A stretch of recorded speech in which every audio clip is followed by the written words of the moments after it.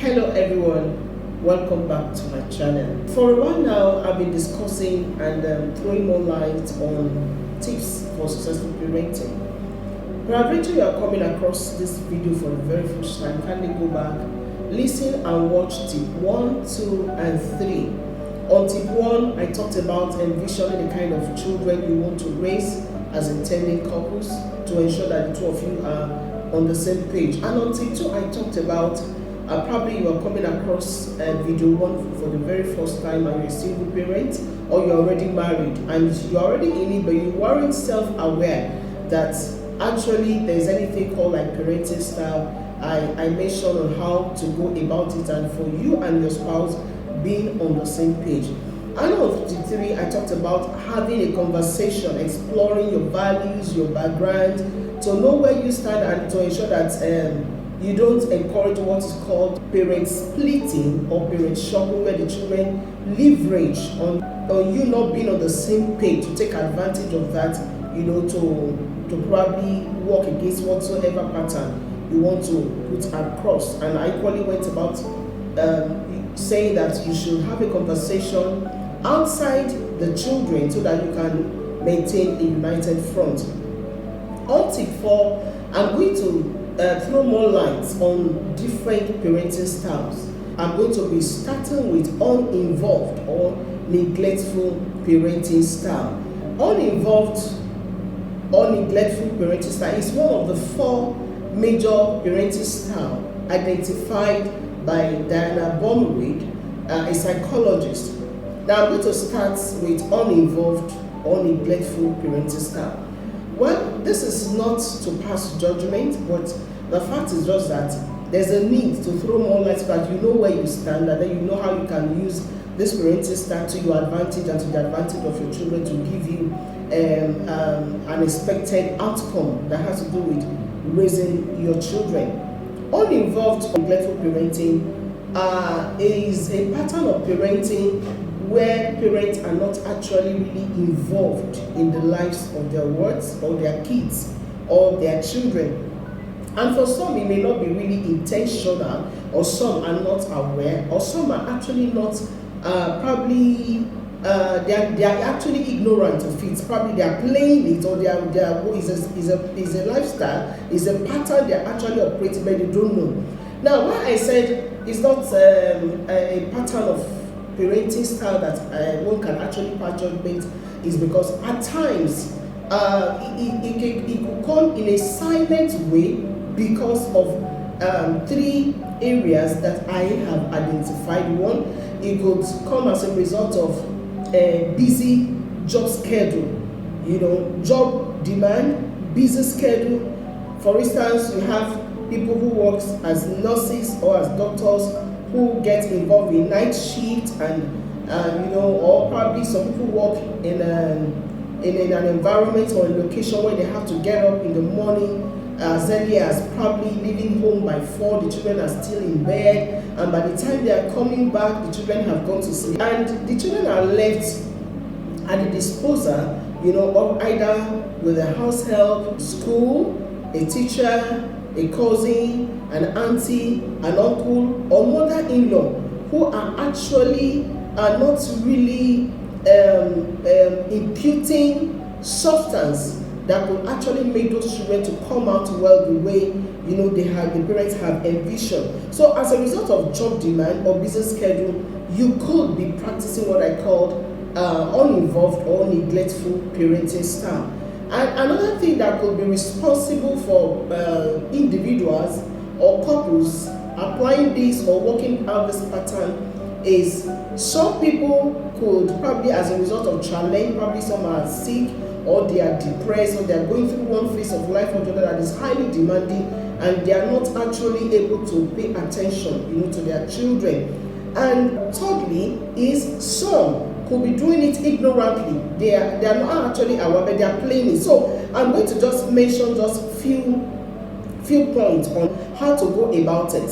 So now, the first point I want to mention is that for people who are into busy schedule or job demands, like nurses, like doctors, like ministers, you discover that the only thing they do is they make the basic amenities available for their children, like shelter, like clothing, like feeding, but outside that, their gifts are present, but their presence is not actually available in their children's or what's life. So you should understand that it's not just about you providing shelter, it's not just about you providing food, it's not just about you providing, the basic amenities of life. That is not all what children need. If not, you tell that you are not emotionally connected. The intimacy that is supposed to be there will not be there. You find out that strangers are the one actually, controlling the lives of your children. Now, as a result of this busy schedule, we equally have ministers of the gospel who are actually included in this category.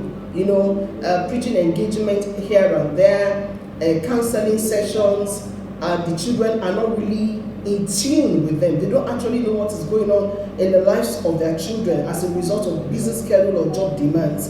And I want us to understand that as a teacher, if you leave your child untaught, you will have an illiterate.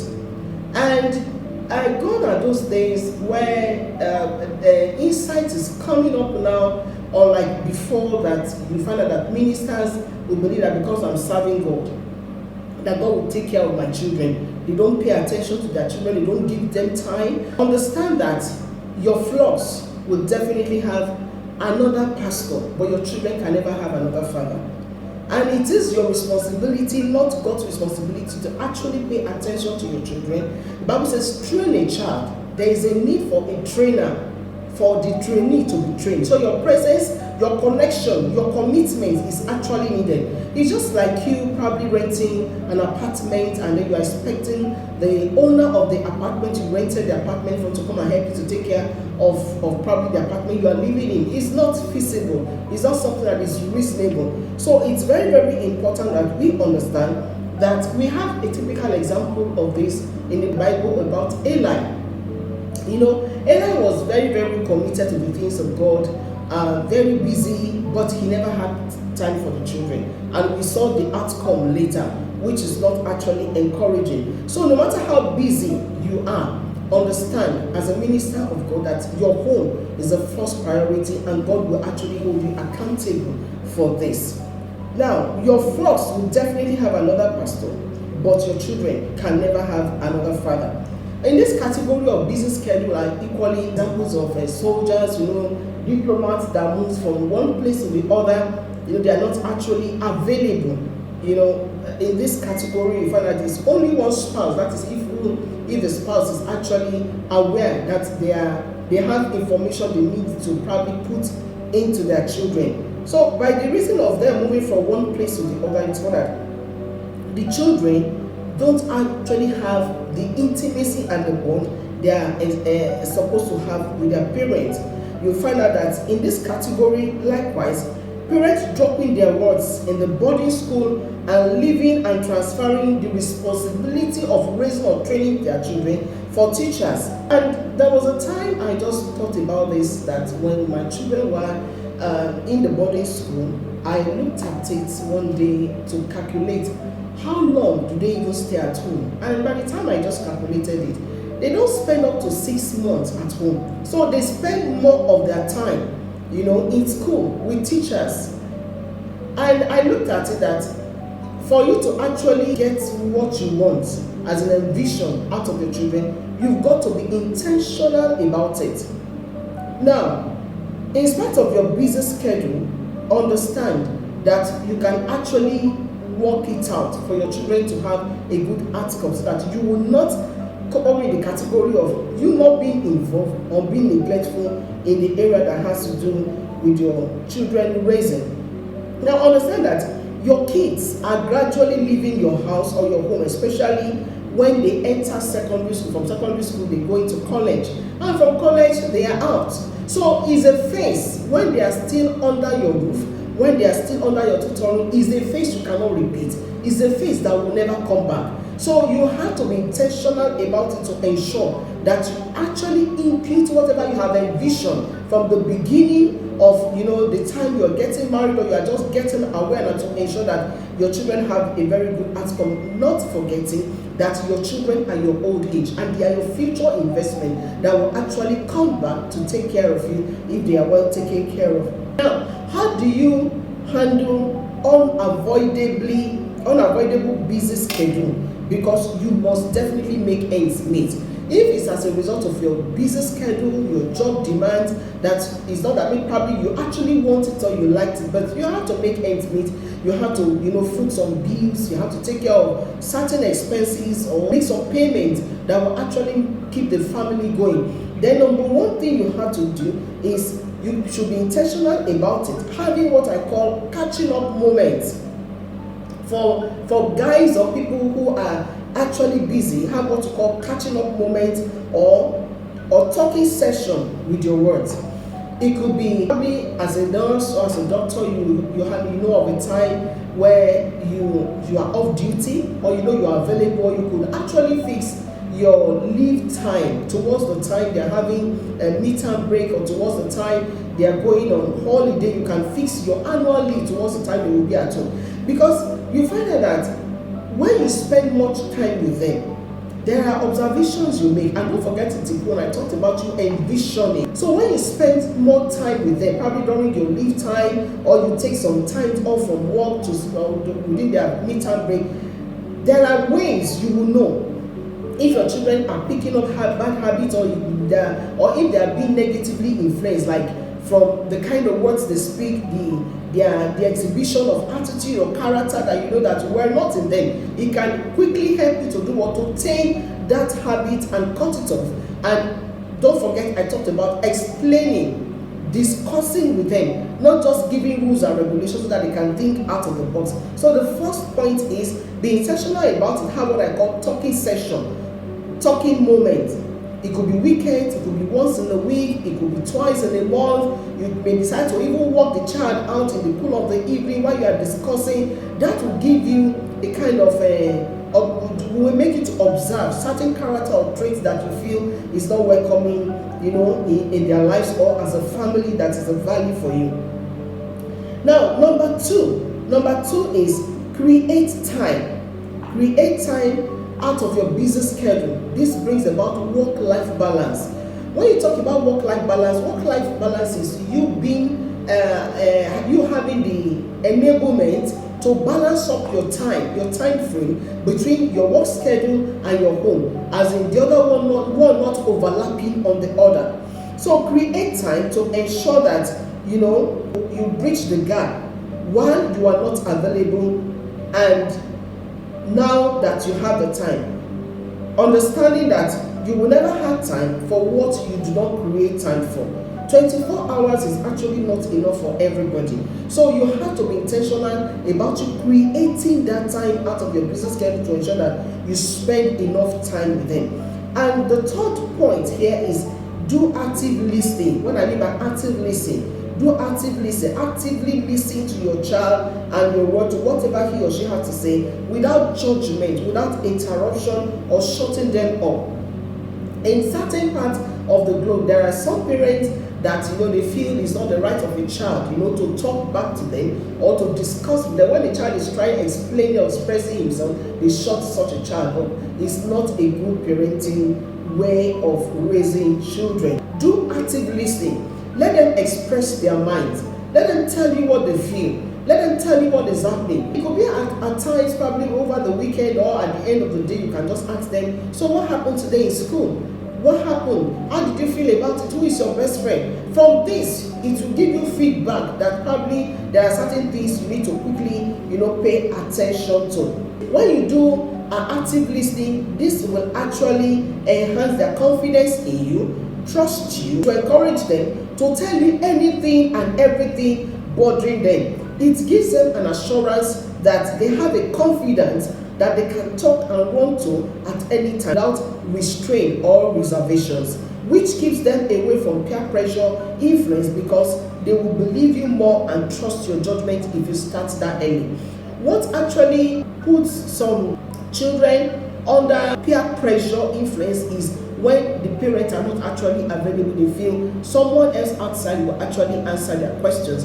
But if your bonding, your intimacy starts well on time, you discover that they are free, they'll be able to tell you anything that happens during the day, which can quickly avert any kind of upcoming evil, and will tend to keep them away from peer pressure influence, because they will actually believe your judgment. And if you have observed, you discover that when children are just growing up, they tend to believe more of their teachers. Why? Because they spend more time with their teachers, so they tend to believe whatever their teachers discusses or tell them. But if you have probably started your bonding, your intimacy, your discussion, a talking session with them on time, they can actually trust your judgment and feel freer, especially when you don't interrupt them, when you do active listening.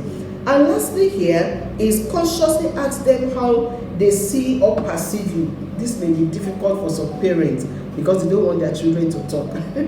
Just ask your children. You can have a round table talk and just ask them, how do you see me? Who do you think I am? And don't forget, they will say it without mincing words. They may tell you you like shouting.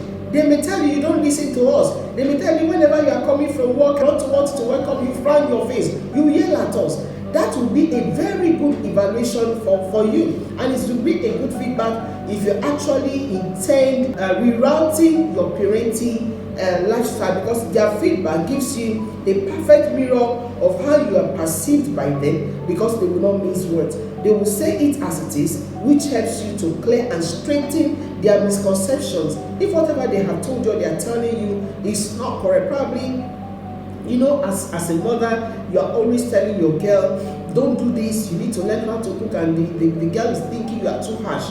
In this kind of conversation, you can actually tell the child the reason why she has to stay with you in the kitchen, not even only for the girl, even for the guy. I remember some years back, my mother told me a story that has stayed with me for years when I was probably in secondary school. And my mother told me of a young girl that will always go out playing whenever the mother was in the kitchen, and the last thing she will see whenever she enters is she will see the mother just rubbing her hand, shaking her hand inside the pot, not knowing that the last thing she met was the mother kind of putting salt inside the soup. And when she got married, she didn't know how to cook. She placed the pot on the fire and she was rubbing her hand and shaking her hand inside the pot. So that was like a feedback that, okay, I'm not supposed, to stay away in order to know how to, perform certain tasks.